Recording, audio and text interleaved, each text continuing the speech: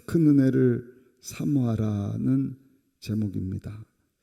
한국 대학생 선교회도 미국 대학 선교회 CCC 영향을 받고 김준곤 목사님이 한국에서 시작한 학생 운동인데요.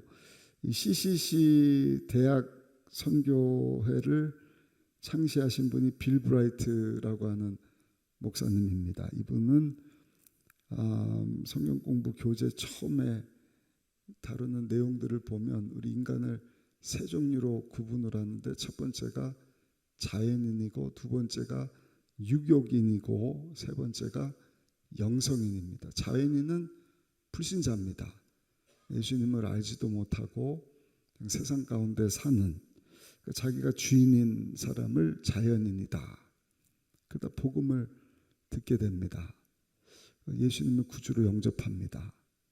그런데 교회를 다니고 예수님이 주인입니다 하면서도 여전히 자기가 자기 인생의 주인인 사람을 유교인이다 이렇게 얘기를 합니다.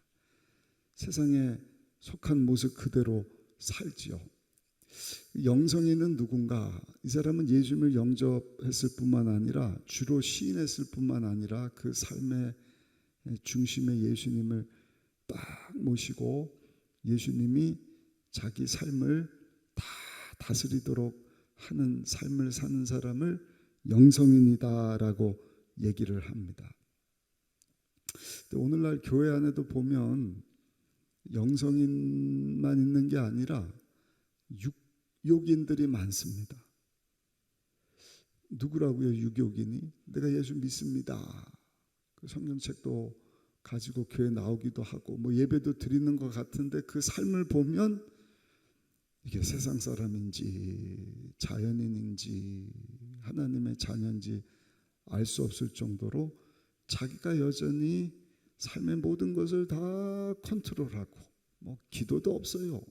기도해도 그냥 정욕으로 구하는, 자기 영광을 위해서 자기가 주인 행세하는 그러한 삶을 사는 사람들이 있잖아요. 그 성경에도 보면은요, 이게 구분이 잘 안 갑니다. 우리 다윗 같은 사람도 얼마나 순수하고 성령 충만합니까? 그 밧세바하고 간음하기 전까지는 성령 충만한 영성인이었거든요. 근데 밧세바를 딱 취한 후에는 영성인이 유교인으로 확 바뀌어버려요. 음란 가운데 삽니다. 그러다가 또 침상을 적실 정도로 하나님 앞에 철저히 회개하고 돌이켜서 영성인의 삶을 삽니다. 솔로몬 왕도 마찬가지입니다. 어려서 왕이 돼서 하나님 없이 내가 살 수 없습니다. 엎드려서 기도하고 일천번제 드리고, 그러다가 열왕기하 11장 딱 넘어가니까 1000명의 여자들을 아내로 삼고, 그 이방 여자들 다 아내 삼고 말 들어야 되니까 그 여인들이 가져온 우상을 숭배를 하고, 그 영적인 어떤 영성인이 육적인 사람으로 또 확 바뀌는 것을 봅니다. 그런 의미에서 야고보 사도가 우리 성도들에게 마지막 때 깨어서 정신을 차리라는 것입니다. 믿는다고 하지만 유교인 모습으로 살고 있지는 않느냐. 영성인으로 살아라. 할렐루야. 그 야고보서를 보면 계속해서 형제들아 이런 내용이 나오고요. 오늘 1절에도 보면 뭐라고 말씀을 하죠? 너희 중에 이랬습니다. 너희. 또 4절에도 한번 보시면 간음한 여인들아. 그러니까 여러 교회들에게 지금 편지 써서 신앙 공동체가 믿음 생활 잘하도록 예수님 동생 야고보가 편지를 썼는데, 여기 너희들아, 간음한 여인들아, 형제들아, 이 말은 영성인이 아니에요. 예수를 믿는다고 하지만 장성한 분량까지 자라지 못하고 어린아이처럼 믿는다고는 하는데 자기가 주인 행사하는 유욕적인 삶을 사는 그러한 성도들에게 이 사도 야고보가 편지하고 있는 것입니다. 저 여러분들도요, 오늘 이 주시는 말씀을 붙잡고 단단한 음식을 먹지 못하고 어린아이처럼 그냥 수준 낮은 예수님 닮은 모습으로 사는 것이 아니라 영적인 어린아이 같은 모습을 탈피하고 더 높은, 여러분, 성숙한 예수님 닮은 모습으로 정말 영성인으로 살아갈 수 있는 우리 모두가 되시기를 예수님의 이름으로 축원합니다. 그러려면 한번 따라 하실까요? 더 큰 은혜를 사모해야 합니다. 제목이죠. 우리 6절 한번 읽어보겠습니다. 6절입니다. 그러나 더욱 큰 은혜를 주시나니 그러므로 일렀으되 하나님이 교만한 자를 물리치시고 겸손한 자에게 은혜를 주신다 하였느니라. 이게 보니까 더 큰 은혜를 주시겠다. 그냥 은혜가 있고요, 더 큰 은혜가 있습니다. 그냥 은혜는 뭡니까? 내가 예수님 영접하고 하나님 자녀가 되었다. 이것도 대단한 은혜입니다. 돈 주고 값 주고 어떤 행위로 여러분 얻을 수 없는 그냥 전적인 하나님의 선물이지 않습니까? 큰 은혜를 받고 있어요. 할렐루야. 근데 우리 예수 믿는 성도는요, 그 은혜 안에 거하는 가운데 따라합시다. 더 큰 은혜를 사모해야 합니다. 더 큰 은혜를 주시겠다는 것입니다. 성령으로 충만해서 말씀 안에 머물면서 영적인 입덧을 하면서 내 뜻이 아니라 하나님 뜻 가운데 살다 보면 제자가 되죠. 그러면 진리 안에 거할 수 있습니다. 진리를 알지니 진리 안에 거하면 진리가 너희를 자유케 하리라. 그냥 우리가 은혜 가운데 살면서 경험하지 못한 더 큰 은혜, 그걸 주시겠다.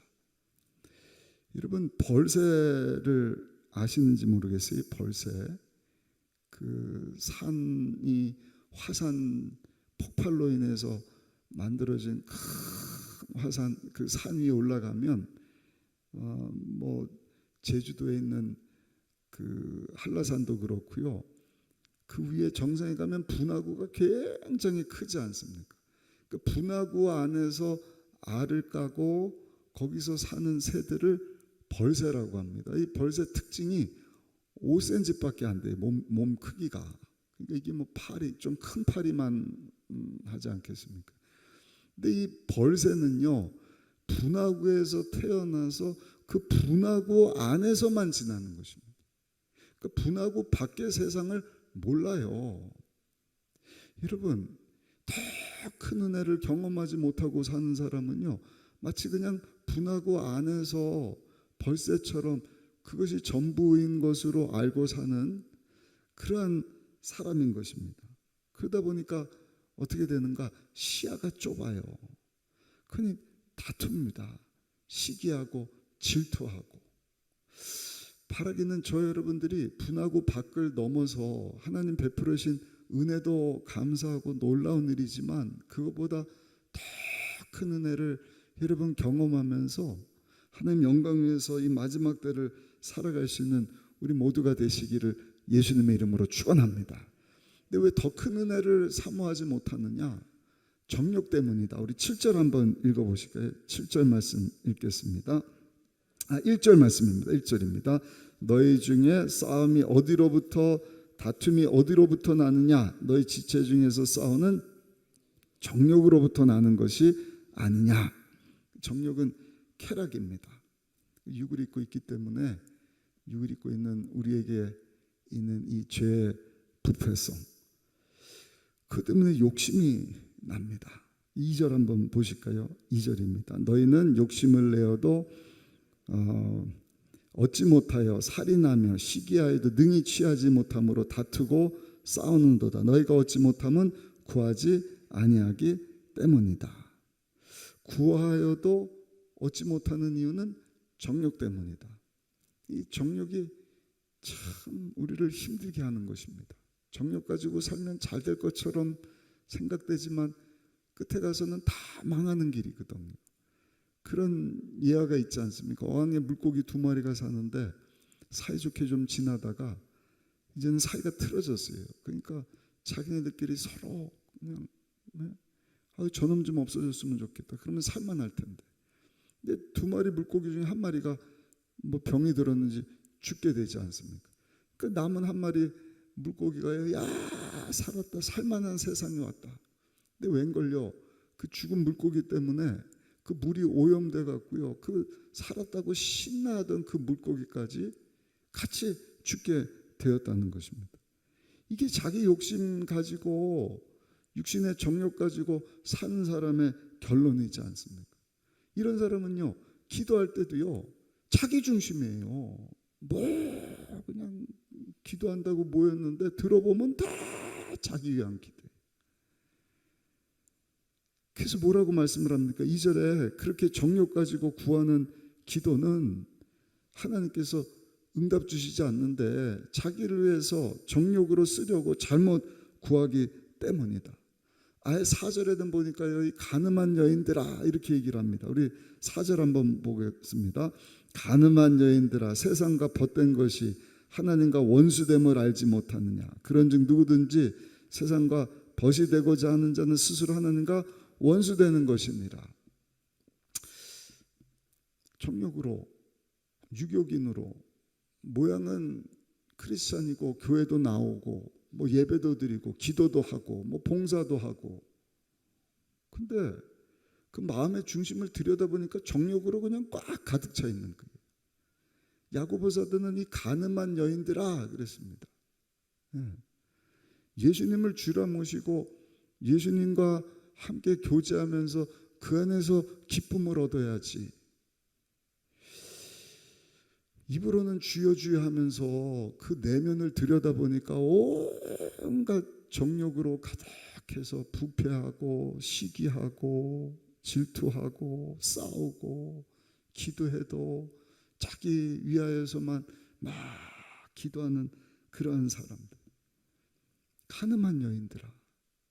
여러분, 다윗은요, 우리 주님과 교제하는 것을 얼마나 기쁘게 여겼는지 시편 4편 7절에 보니까 주께서 내 마음에 두신 기쁨은 그들의 곡식과 새 포도주가 풍성할 때보다 더하나이다. 할렐루야, 할렐루야. 우리에게 이런 고백이 고백되어지기를 예수님 이름으로 축복합니다. 먹고 마시는 곡식보다 풍성한 포도주, 그것보다 내가 주님과 교제하면서 얻는 기쁨이 더 크나이다. 근데 예수님도 우리에게 그런 기쁨 주기를 원하신다 말씀하셨거든요. 요한복음 15장 11절에 보니까 내가 이것을 너에게 이름은 내 기쁨이 너희 안에 있어 너희 기쁨을 충만하게 하려 함이라. 할렐루야. 그러니까 예수님이 우리에게 주시기 원하시는 기쁨의 충만함이 있단 말입니다. 근데 이 기쁨을 저버리고, 아니 이 기쁨을 그냥 잊어버리고 육을 입고 세상에 산다고 그냥 세상 기쁨에, 세상이 주는 그 만족함에 취해갖고 벌새처럼 그게 전부인 것으로 알고 살아가는 이 어리석은 사람아, 이것을 야고보 사도는 이 가늠한 여인들아 이렇게 돼 있는 것입니다. 자기 남편이 있으면 남편으로 만족하고, 남편도 마찬가지죠. 아내로 만족해야지. 두리번 다른 사람 없나, 다른 여자 없나, 다른 남자 없나. 이 간음이지 않습니까? 영적인 간음인 것입니다. 4절에 뭐라고 말씀을 하셔요? 이것은 하나님과 스스로 원수되는 것이다. 우리 4절 말씀 다시 한번 읽어보겠습니다. 4절입니다. 가늠한 여인들아, 세상과 벗된 것이 하나님과 원수됨을 알지 못하느냐. 그런즉 누구든지 세상과 벗이 되고자 하는 자는 어떻게 되는 것이라고요? 스스로 하나님과 원수되는 것이니라. 아멘. 교회 안에 하나님과 스스로 원수되는 유교인들, 영적으로 가늠한 자들이 있다는 것이죠. 그럼 어떻게 해야 되느냐? 마지막 세 번째, 우리가 할 일이 있는데 한번 따라 하실까요? 마귀를 대적해야 합니다. 이것을 하게 하는 세력이 사단 원수마귀거든요. 우리 7절 한번 보실까요? 7절입니다. 그런즉 너희는 하나님께 복종할지어다. 마귀를 대적하라. 그리하면 너희를 피하리라. 마귀가 하는 일이 뭔가? 터진 웅덩이를 만들어 놓는 거예요. 그리고 나서 계속 그걸 갖다 채워라. 밑에 터졌는데 그걸 어떻게 채웁니까? 밑 빠진 독에다가 물 붓기 식으로 터진 웅덩이를 딱 함정처럼 해놓고요. 야, 그거 채워봐. 조금 채우면은 기쁨이 있을걸, 만족감이 있을걸. 술 좀 마셔보고, 뭐 간음도 하고, 욕심도 부려보고, 종교 놀이도 좀 해보고, 기도하는 흉내도 좀 내보고, 아는 척하고 위선적으로 가면 쓰고, 뭐 믿음 좋은 척도 좀 해보고, 그냥 앞에서만 이러고 뒤에 가서 네 하고 싶은 거 다 하고, 육신의 정욕, 안목의 정욕, 이생의 자랑 따라서 살아봐라. 그렇게 살아보십시오. 그게 채워집니까? 안 채워진다니까요. 어제도 말씀드리지 않습니까? 솔로몬이 다 해본 거예요. 다 그냥 집도 늘려보고, 뭐 사업도 번창시켜보고, 여인들도 취해보고, 먹고 싶은 거, 그 육적인 정욕에 제한 두지 않고 어떤 기쁨이든 쾌락이든 자기가 다 누려보고 다 경험해봤다. 왕이니까 못할 것이 없지 않습니까? 그가 내린 결론은 뭐예요? 헛되니 모든 것이 헛되도다. 할렐루야. 아니 솔로몬 왕보다 더 큰 갑부가 돼서 세상 권세를 다 얻었다. 그런데 뭐 할 거예요? 80년 뒤에 하나님이 너 와라. 그러면 다 털고 흙이니 흙으로 돌아갈 인생이지 않습니까? 아니 지옥불이 기다리고 있다고 한다면 여러분 그거보다 무서운 여러분 함정이 어디 있습니까? 파놓은 구덩이가 어디 있겠습니까? 근데 계속 우리를 유혹하는 것입니다. 그 근원이 마귀입니다. 그 성경은요 따라합시다. 마귀를 대적하라. 그리하면 피하리라. 그러니까 우리 안에서도 마귀가 역사하고요. 우리 가족 가운데서도 역사하고요. 우리 신앙 공동체 안에서도 역사합니다. 왜 아멘이 없으셔요? 오늘 새벽에도 역사합니다. 아멘이 안 나오는 게 마귀가 또 공격해서 그럴 수도 있는 것 아니겠습니까? 야, 듣지 마. 정신 차려. 듣지 마. 웅덩이 이거 채워봐. 그렇게 공격한다는 거예요. 야, 입 다물어. 여기까지 왔는데도 기도하지 마. 졸다가 그런 마귀를 대적하여서 물리칠 수 있는 저 여러분들이 되시기를 예수님 이름으로 축복합니다. 그때 하나님의 더 큰 은혜가 임하는 것입니다. 마귀는 대적하고요. 한번 따라합시다. 하나님을 가까이해야 합니다. 8절 한번 읽어보실까요? 8절입니다. 하나님을 가까이하라. 그리하면 너희를 가까이 하시리라. 죄인들아 손을 깨끗이 하라. 두 마음을 품은 자들아 마음을 성결하게 하라. 이 말씀을 좀 꼭 드려야 하는 사람들이 있거든요. 참 안타까워요. 들어야 되는 분들은 다 오신 줄로 제가 아는데 꼭 들어야 되는 분들이 안 오시니 이거 참 기도하면 하나님께서 듣게 하시겠죠. 하나님을 가까이 해야 하는데 대적해야 되는 마귀를 가까이, 그래서 그냥 뭐 직분을 받았다고 하는데 그 유교인 삶을 사는 성도들이 있다니까요. 항존직 받은 분들 중에도 있어요. 항존직이 뭡니까? 예수 모실 때까지 서리 집사는 1년에 한 번씩 받지만 영원히 하나님이 그 신앙을 인정해서 너는 권사다, 안수 집사다, 장로다. 그러면 그 직분에 맞는 신앙생활을 해야 될 것 아니겠습니까? 할렐루야. 근데 그렇게 살지 못하는 영적으로 가늠한 여인처럼 사는 사람들이 있다는 것이죠. 그래서 야고보 사도는 더 큰 은혜를 구해야 된다. 하나님 주시기 원하시는 더 큰 기쁨이 있으니까 그 기쁨을 뺏어가는 마귀를 대적하고 하나님을 가까이 하라. 아주 중요한 메시지입니다. 어떻게 하면 우리가 하나님을 가까이 할 수 있을까? 6절 말씀 한번 보실까요? 6절입니다. 그러나 더 큰 은혜를 주시나니 그러므로 일렀으되 하나님이 교만한 자를 물리치시고 겸손한 자에게 은혜를 주신다 하였느니라. 따라합시다. 하나님 앞에 겸손해야 합니다.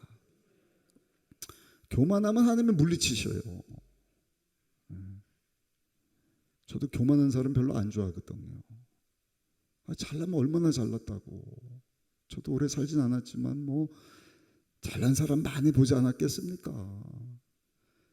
근데 제가 봐도 별로 대단하지도 않은데 잘난 줄 알고 하는 사람 보면 한숨이 나오는. 근데 하나님 앞에 겸손하지 못하고 교만하다. 하나님이 그냥 물리쳐 버리시겠다. 열외로 해버리시는 것 아니겠습니까? 그래 등산을 올라가서 딱 보면은 야, 참 이런 세계가 다 있구나. 내가 이 높은 곳에 왔으니까 또 우쭐한 마음이 들잖아요. 그때 우리가 할 일이 태양을 바라보는 거예요.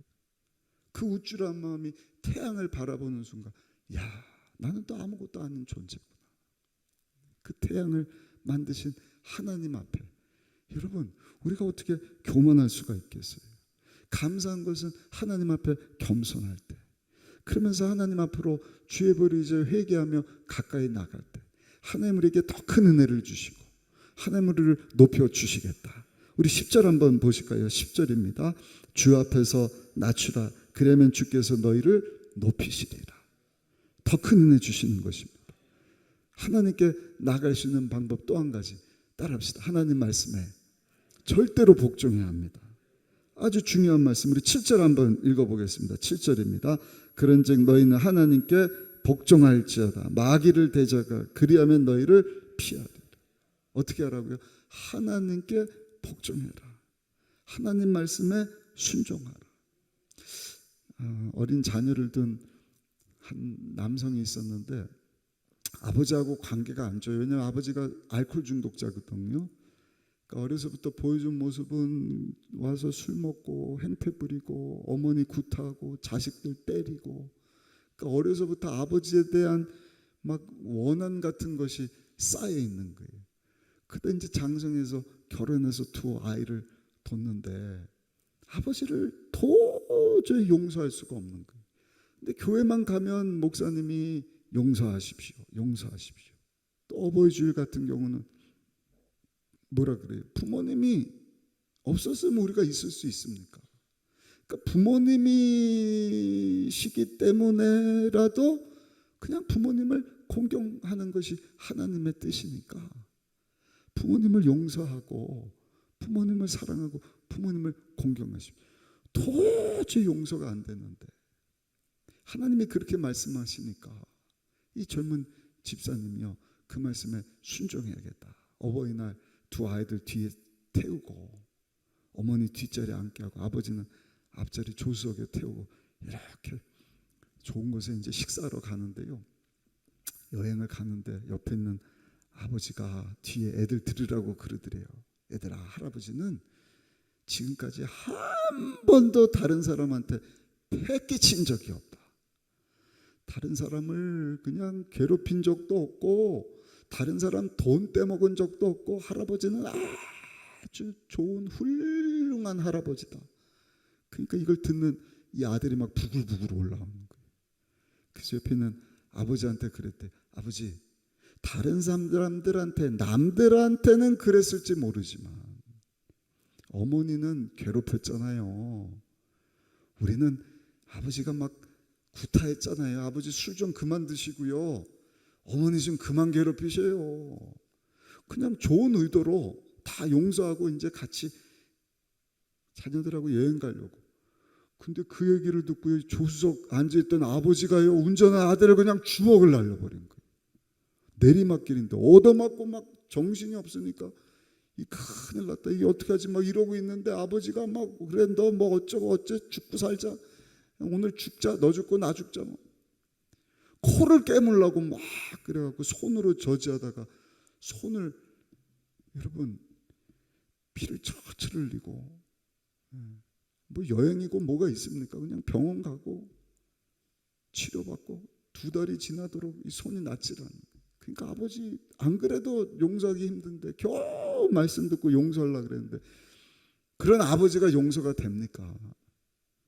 분하기도 하고 무슨 이런 사람이 다 있나. 이제 절대 아버지 안 본다. 교회 갔는데 또 목사님이 설교를 하는 거예요. 그래도 용서해야 합니다. 용서는 내 느낌, 감정으로 하는 것이 아니라 의지적으로 하는 것이 용서입니다. 야, 그런 아버지를 어떻게 용서해? 말도 안 돼. 근데 형님이 전화가 왔어요. 야, 아버지 생일이지 않냐? 우리 가족들이 모였으니까 좀 오라고. 싫다고. 형님 같으면은 그런데 내가 갈 수 있겠냐고. 나 부르지 말라고. 전화를 딱 끊었어요. 근데 자꾸 하나님이 마음 주시는 거예요. 그래도 아버지 용서해야지. 의지적으로 용서해라. 네가 죄인이었을 때 내가 널 용서하지 않았냐. 너도 아버지 용서해줘라. 이 집사님이 복종을 한 거예요. 그 말씀. 의지적으로. 그래서 그 아버지 생일 잔치자리에 딱 갔더니 가족들이 모였는데 전혀 올 것 같지 않았던 이 막내 아들이 오니까요. 가족들이 막 기뻐하고 아버지는 보니까 죄인처럼 가만히 앉아있고. 근데 그때 아들이 아버지에게 다가갔고요. 아버지, 그래도 내가 아버지 용서해요. 아버지 사랑합니다. 그러고 다 끌어안아줬대요. 근데 아버지가 거기서 그냥 눈물을 막 흘리면서 아들아 미안하다. 미안하다. 내가 이제 진짜 변해서 새 사람 되겠다. 근데 정말 술을 끊어버리셨대요. 할렐루야. 폭력이 사라지고 어머니 괴롭히지를 않고. 여러분 하나님의 큰 은혜가 임한 것입니다. 언제요? 하나님 말씀에 복종했을 때. 할렐루야. 여러분 하나님을 가까이 하시기를 예수님 이름으로 축복합니다. 주의 말씀에 복종하는 것입니다. 또 한 가지 마귀를 대적하고 하나님을 가까이 해야 돼요. 어떻게 가까이 할 수 있느냐? 우리 8절 9절 읽고 말씀 마치겠습니다. 8절 9절 한번 보실까요? 하나님을 가까이 하라. 그리하면 너희를 가까이 하시리라. 죄인들아 손을 깨끗이 하라. 두 마음을 품은 자들아 마음을 성결하게 하라. 슬퍼하며 애통하며 울지어다. 너희 웃음을 애통으로 너희 즐거움을 근심으로 바꿀지어다. 따라합시다. 회개하면 됩니다. 그냥 회개가 아니라 그냥 가슴 치면서 통곡하는 것입니다. 나의 죄를 용서하여 주옵소서. 두 부부가 부부싸움하다가 가정 법정에 이제는 이혼해 말아 쓰게 된 거예요. 그 판사가 남편에게 막 당신 잘못했다고 그랬더니 아내가 맞다고 막 맞장구를 치더래. 그 판사가 그랬대. 당신도 똑같이 잘못했다고. 그 또 남편이 막 맞장구를 치더래. 그 의로운 사람이 어디 있어요? 하나님 앞에 다 죄인이지 않습니까? 막 남편 향해서 아내 향해서 막 잘못했다고 그 사람을 보면서 하나님이 그럴 거예요. 네가 죄인이다. 아니 내가 왜 죄인입니까? 손가락질하고 정죄는 네가 죄인이지 않나. 그러니까 이 싱싱한 신앙생활 가진 성도는요. 말씀을 통해서 자기 자신을 들여다보고요. 남 손가락질하는 것이 아니라 하나님 앞에 막 애통하고 회개하는. 그러면서 하나님께로 가까이 가는. 할렐루야. 그런 성도에게 하나님의 큰 은혜를 주시는 줄로 믿습니다. 오늘 제목이 더 큰 은혜를 구합시다. 예전에 한번 말씀드렸죠. 핸들리 페이지라고 하는 항공 비행의 선구자. 비행기를 만들어서 높은 곳까지 비행하는 선구자인데 이 사람이 그날도 비행기를 타고 하늘을 났는데 뒤에서 뭐가 사각사각거려요. 뭐지? 봤더니 생쥐가 중요한 전선들을 막 갉아먹는 거예요. 큰일 났다. 이러다가 비행기가 추락하면은 곤두박질하면 난 죽는 것 아니냐. 그때 하나님이 번뜩이는 지혜를 주시는데 하늘로 올라가라. 하늘로 그냥 막 올라갔대요.